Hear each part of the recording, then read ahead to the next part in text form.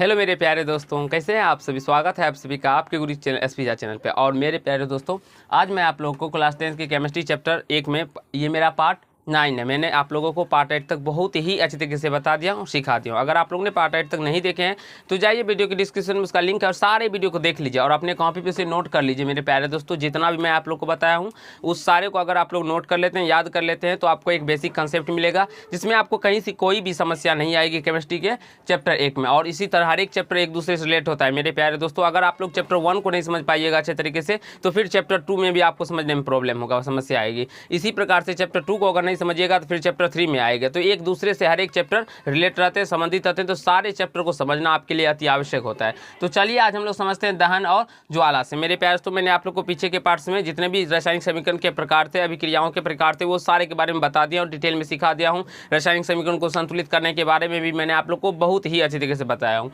आज हम लोग दहन और ज्वाला से समझेंगे और आज ये चैप्टर खत्म हो जाएगा आप लोगों का। उसके बाद हम लोग क्वेश्चन आंसर को देखेंगे और उसके बाद हम लोग नेक्स्ट चैप्टर शुरू करेंगे। तो सबसे पहले हम लोग आज दहन को समझते हैं, यानी कि दहन क्या होता है, नहीं होता है, वो समझ लीजिए। देखिए दहन क्या है, तो किसी पदार्थ के ऑक्सीजन में जलने पर ऊष्मा और प्रकाश उत्पन्न होते हैं। तो जलने की इस क्रिया को हम लोग दहन कहते हैं। कोई भी पदार्थ अगर मान लीजिए ऑक्सीजन की उपस्थिति में जलते हैं तो वो क्या करते हैं, तो इस जलने की जो क्रिया होती है उसी को हम लोग दहन कहते हैं। और ये जलने के टाइम में ये ऊष्मा और प्रकाश दोनों उत्पन्न करते हैं। जैसे हम लोग एग्जाम्पल का बात करें, हम लोग कार्बन को वायु से जब अभिक्रिया करते हैं, यानी कि वायु के साथ ये जब जलता है तो CO2 कार्बन डाइऑक्साइड और ऊष्मा और प्रकाश उत्पन्न करता है। उसी प्रकार से इस गंधक को भी जब वायु की उपस्थिति में जलाया जाता है तो ये SO2 यानी सल्फर डाइऑक्साइड, या आप लोग गंधक इसे सल्फर भी कह सकते हैं, ठीक है, सल्फर डाइऑक्साइड और प्लस ऊष्मा और प्रकाश का उत्सर्जन होता है। अब मेरे प्यारे दोस्तों देखिए, ये तो हमने समझे ऑक्सीजन की उपस्थिति में, जब वायु की उपस्थिति में। अब कुछ ऐसे भी अभिक्रिया होते हैं जो कि वायु की अनुपस्थिति में भी होते हैं, यानी कि ऑक्सीजन की अनुपस्थिति में भी दहन होते हैं। जैसे कि यहाँ पे समझ सकते हैं ऑक्सीजन की अनुपस्थिति में दहन। जैसे मैग्नीशियम को हम लोग नाइट्रोजन के साथ जलाते हैं तो ये मैग्नीशियम नाइट्राइट बनता है और प्रकाश ऊष्मा प्लस प्रकाश का उत्सर्जन होता है। तो ये आप लोग समझ गए होंगे, जो दहन जो है वो वायु की उपस्थिति में भी होता है और अनुपस्थिति में भी हो सकता है। अब हम लोग समझने वाले हैं दहनशील या ज्वलनशील पदार्थ, यानी कि कौन कौन से पदार्थ जो होते हैं जो वो जलते हैं उसे हम लोग ज्वलनशील पदार्थ कहते हैं। जो नहीं जलेंगे वो क्या होंगे, तो अज्वलनशील। जैसे कि दहन में जो पदार्थ जलता है उसे दहनशील या ज्वलनशील पदार्थ कहते हैं। तो जैसे लकड़ी, कोयला, पेट्रोल, डीजल आदि ये सब क्या हो जाएंगे, तो हमारे ज्वलनशील पदार्थ हो जाएंगे। ये छोटे छोटे पॉइंट है, इसे आप लोग देख लीजिए एक बार अच्छे तरीके से, तो आपको याद ही हो जाएंगे, ठीक है। तो ये सब हमारे क्या हो जाएंगे, दहनशील या ज्वलनशील पदार्थ। अगर आप लोग ये नहीं समझिएगा अच्छे तरीके से तो फिर आपको दहन समझने में प्रॉब्लम हो जाएगा, ठीक है। तो इसको आप लोग को अच्छे तरीके से समझना होता है और अगर आप लोग नोट कर लेते हैं तो एक बार में आप लोग को याद ही हो जाएगा। उसके बाद देखिए अदहनशील या अज्वलनशील पदार्थ। वैसे दहन, देखिए दहन में जो पदार्थ नहीं जलते हैं उसे अदहनशील पदार्थ कहते हैं। जैसे कि अगर हम बात करें कौन सा पदार्थ दहन की क्रिया में नहीं जलते हैं, तो जैसे कि हम बात कर सकते हैं ईंट, पत्थर, बालू, इस प्रकार के जितने भी पदार्थ होते हैं ना मेरे प्यारे दोस्तों, वो नहीं जलते हैं। आ जाइए अंदर आ जाइए।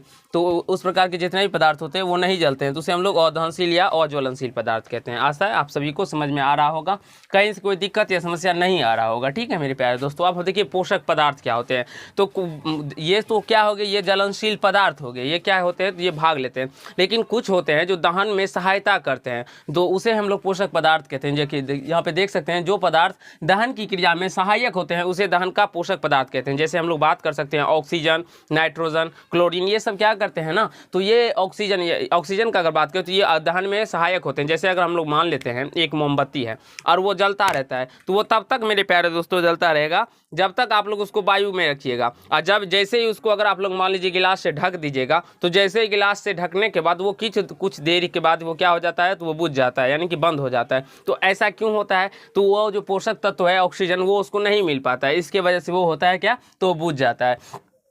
अब हम लोग समझते हैं उसी प्रकार से नाइट्रोजन, क्लोरीन भी क्या है, तो ये दहन का पोषक तत्व है। आशा है समझ में आ रहा होगा। अब अपोषक पदार्थ क्या होता है, तो जो पदार्थ दहन की क्रिया में सहायक नहीं होते हैं उन्हें दहन का अपोषक पदार्थ कहते हैं। जैसे कि हम लोग कार्बन डाइऑक्साइड का बात कर सकते हैं। मेरे प्यारे दोस्तों, आप लोग देखते होंगे जब कहीं भी घर में या अगर आप लोग बाहर में देखते होंगे शहर टाउन में बिजली का आग लगे या गैस का आग लगता है, तो वहाँ पर फायरमैन को फोन किया जाता है। तो वो जब फायरमैन आते हैं तो वो अपने साथ में वो कार्बन डाइऑक्साइड का एक सिलेंडर रहता है, उसी का छिड़काव करते हैं, उसी यानी पाइप के माध्यम से वो कौन सा गैस का छिड़काव करते हैं, कार्बन डाइऑक्साइड का।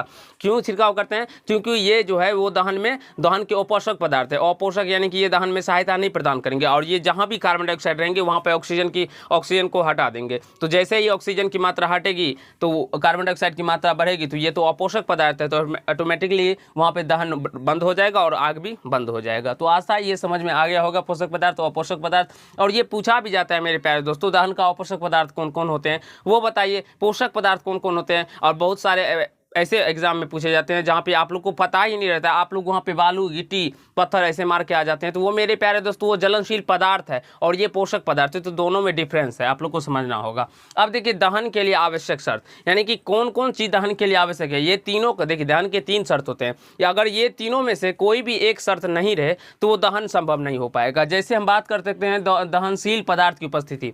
अब दहनशील पदार्थ की उपस्थिति मान लीजिए अगर हम लोग आग लगाएंगे तो ईंट में आग लगाएंगे तो लगेगा बाबू? नहीं लगेगा। तो इसीलिए ये दहनशील पदार्थ हो ही नहीं सकता। इसीलिए जलने के लिए तो लकड़ी होना चाहिए, या तो कोयला होना चाहिए, या पेट्रोल होना चाहिए, या डीजल होना चाहिए ना, तभी ना वो जलेगा। तो इसीलिए सबसे पहले क्या इंपॉर्टेंट है मेरे प्यारे दोस्तों, तो दहनशील पदार्थ की उपस्थिति। अब हम दूसरा बात करें तो दहन के पोषक पदार्थ की उपस्थिति।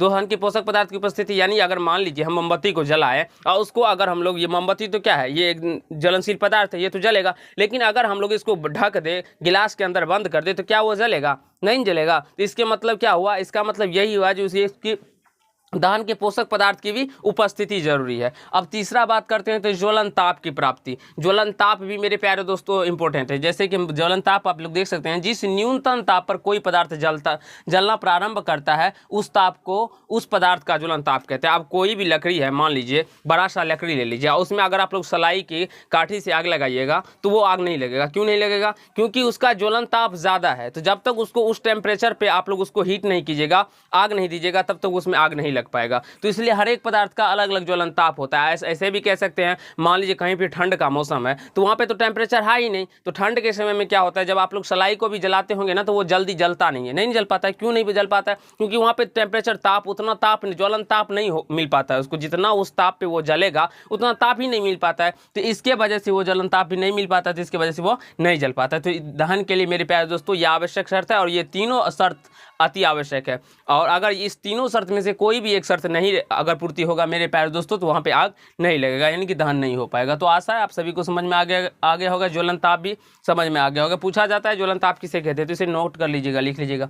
अब हम लोग ज्वाला को समझते हैं, फ्लेम को समझते हैं। ज्वाला क्या होता है? देखिए, आप लोग मोमबत्ती को जलते देखे होंगे, तो मोमबत्ती को जब जलते देखते होंगे तो वो आग की तरह जो आप लोग को दिखाई पड़ता है मेरे प्यारे दोस्तों, वही ज्वाला होता है। ठीक है, यहाँ पे देख सकते हैं दहनशील पदार्थों के दहन में दिखाई देने वाले, दहनशील यानी कि जो पदार्थ जलता है, पदार्थों के दहन में जो जलता है दिखाई देने वाले भाग को ज्वाला कहते हैं। दिखाई देने वाले भाग को क्या कहते हैं? तो ज्वाला कहते हैं। अब अगर हम लोग मोमबत्ती का बात करें तो मोमबत्ती में 3 भाग होते हैं मेरे प्यारे दोस्तों। तो 3 भाग होते हैं, जहाँ जब सबसे छोर में जब जलते रहते हैं ना, तो उसमें आप लोग देखिएगा तो नीला प्रकाश निकलता है। वो नीला प्रकाश कैसे निकलता है? क्योंकि वहाँ पे ऑक्सीजन की मात्रा अत्यधिक होती है, तो उसे हम लोग पूर्ण दहन भी कहते हैं। तो जब पूर्ण दहन होगा मेरे प्यारे दोस्तों, तो उसे हम लोग ज्वाला नहीं कहेंगे, लेकिन वो पूर्ण दहन जब होगा तो वो पूर्ण दहन होगा तो मेरे प्यारे दोस्तों वो उसे हम लोग ज्वाला नहीं कहेंगे। वो क्या होता है? प्रकाशहीन होता है। वो नीले कलर का ज्वाला होता है। नीले कलर का क्या होता है? तो प्रकाश होता है, उससे निकलता है। जब भी नीले कलर का प्रकाश निकले तो वो ज्वाला नहीं हुआ। ठीक है, तो ये आप लोग को समझ लेना होगा। ज्वाला कब होता है? तो जो पीली रंग की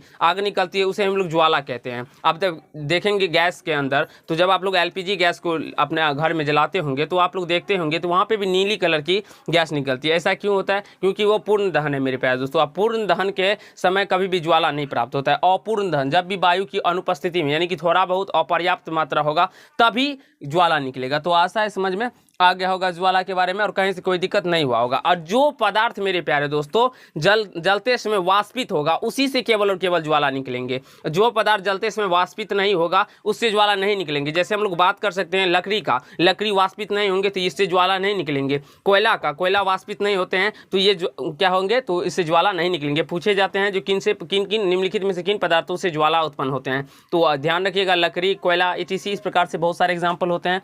जिससे ज्वाला नहीं निकलते हैं। तो आशा है समझ में आ गया होगा, कहीं से कोई दिक्कत समस्या नहीं हुआ होगा। अब हम लोग एलपीजी यानी कि लिक्विफाइड पेट्रोलियम गैस के बारे में समझते हैं, द्रवीभूत पेट्रोलियम गैस। सबसे पहले ये समझिए जी, ये जो होता है एलपीजी, यह 3 गैस ब्यूटेन, प्रोपेन और एथेन तीनों का मिश्रण होता है। अगर हम लोग बात करें ब्यूटेन का अनुसूत्र का, तो C4H10, प्रोपेन C3H8 और एथेन C2H6। डायरेक्टली एग्जाम में भी पूछा जाता है ब्यूटेन का रासायनिक सूत्र लिखे या अनुसूत्र लिखे तो याद कर लीजिएगा मेरे प्यारे दोस्तों, ब्यूटेन का C4H10 होता है, प्रोपेन C3H8 और एथेन का C2H6 होता है। ये तो डायरेक्टली एग्जाम में पूछा जाता है। अब पूछा जाता है एलपीजी किन किन गैसों का मिश्रण होता है, तो वहाँ पे आप लोग को लिखना होगा ब्यूटेन, प्रोपेन और एथेन का मिश्रण होता है। और अगर पूछा जाए जो एलपीजी मेरे प्यारे दोस्तों, एलपीजी का मुख्य घटक क्या है, तो एलपीजी का मुख्य घटक होता है ब्यूटेन। ये आपको ध्यान रखना होगा, जो एलपीजी का मुख्य घटक क्या होता है, ब्यूटेन होता है। अब देखिए मेरे प्यारे दोस्तों, इसका नाम द्रवीभूत पेट्रोलियम गैस ही क्यों पड़ा, तो जब आप लोग एथेन, मेथेन और एथेन, यहाँ पे देखिए ब्यूटेन, प्रोपेन और एथेन पे प्रेशर डालिएगा, दाब डालिएगा, तो ये द्रव की अवस्था में बदल जाते हैं। तो इसी के कारण इसका नाम क्या पड़ता है मेरे प्यारे दोस्तों, द्रवीभूत पेट्रोलियम गैस। तो आई होप ये समझ में आया होगा। अब इसके मुख्य घटक ब्यूटेन होते हैं। अब देखिए, अगर मान लीजिए ये जितना अच्छा होता है एलपीजी गैस, उतना ही बैड भी होता है, बुरा भी होता है। कैसे होता है, अगर मान लीजिए आप लोग देखे होंगे कहीं कहीं अगर घर के सिलेंडरों में आग लग जाए, तो ये मेरे प्यारे दोस्तों इसमें इतना पावर होता है, इतना शक्ति होता है, ये घर की छतों को भी तोड़कर बाहर निकल सकता है। तो और अगर कोई, तो इसमें तो बहुत सारी कठिनाई भी यानी कि जान माल की भी क्षति हो सकती है। तो इसको ये तो बना दी, लेकिन इससे कैसे बचा जाए, तो इसके बचने के लिए मेरे प्यारे दोस्तों, अगर मान लीजिए ये गैस निकले तो हम कैसे पहचान ले, कैसे तुरंत इसको समझ जाए जो हमारा गैस निकल रहा है, इसको हम सही से उपयोग कर पाए। तो इसको इसमें गंध के लिए एथिल मर्केप्टेन, जिसका अनुसूत्र C2H5SH होता है, C2H5SH होता है। ये भी पूछा गया है बहुत बार एग्जाम में, इसको नोट कर लीजिएगा। इसमें गंध के लिए एथिल मर्केप्टेन C2H5SH मिलाया जाता है, जिससे क्या होता है मेरे प्यारे दोस्तों, जैसे ही गैस निकलता है तो इसकी गंध इतनी होती है जो तुरंत ही हमारे नाकों तक आके हमें पता चल जाता है जो ये गैस निकल रहा है। नहीं तो अगर हम बात करें तो ये ब्यूटेन, प्रोपेन और एथेन में कोई भी गंध नहीं होता है। अगर इस गैस को ये निकले और एथिल मर्केप्टेन नहीं मिलाया जाए तो सारा गैस में निकल जाएगा, घर में आग लग सकता है, कुछ भी हो सकता है, बहुत सारी दुर्घटनाएं हो सकती है, हमें पता भी नहीं चलेगा। तो इसीलिए उसमें गंध के लिए क्या मिलाया जाता है, एथिल मर्केप्टेन मिलाया जाता है। तो आशा है आप सभी को जितने भी पॉइंट थे इस क्लास के अंदर सारे पॉइंट्स को मैंने क्लियर कर दिया, सारे समझ में आ गए होंगे, कहीं से कोई दिक्कत या समस्या नहीं हुआ होगा। तो कुछ कुछ पॉइंट्स बीच में हमने छोड़े हैं, वो आप लोगों को पढ़ने के लिए, आप लोग भारतीय वन के बुक उल्टा के जो पॉइंट हमने छोड़े, क्योंकि वो बच्चों वाला पॉइंट है जो आप लोग खुद से पढ़ के भी समझ सकते हैं, वो उसी पॉइंट को आप लोग को समझाता हूं, बताता हूं, जो आप लोग खुद से पढ़ के नहीं समझ सकते हैं, जो आपके एग्जाम से रिलेटेड होंगे, इंपॉर्टेंट होंगे, वही प्रश्न को, तो यानी कि वही कंसेप्ट को सिखाता हूं आप लोगों के लिए। तो आशा है मेरे प्यारे दोस्तों आप सभी को बहुत ही अच्छा लगा होगा, कहीं से कोई दिक्कत या समस्या नहीं हुआ होगा। और हमारे सारे पार्ट्स आप लोग देखे होंगे, पार्ट 9 तक है मेरे प्यारे दोस्तों। अगर आप लोग देख लेंगे ना, तो मैं विश्वास डालता हूँ, आप लोग को दिलाता हूँ, जो एक यानी कि चैप्टर 1 से जितने भी प्रश्न आएंगे वो आपके एक भी प्रश्न नहीं छूटेंगे, ये मेरा विश्वास है। अगर छूट जाए तो फिर आप हम लोग हमें कहिएगा। तो धन्यवाद। आज के पार्ट में हम लोग इतना करेंगे। नेक्स्ट पार्ट में आप लोग जब भी करेंगे तो हम लोग चाहे तो क्वेश्चन आंसर करेंगे, या तो हम लोग नेक्स्ट चैप्टर को शुरू करेंगे। धन्यवाद। आज के पार्ट में इतना ही।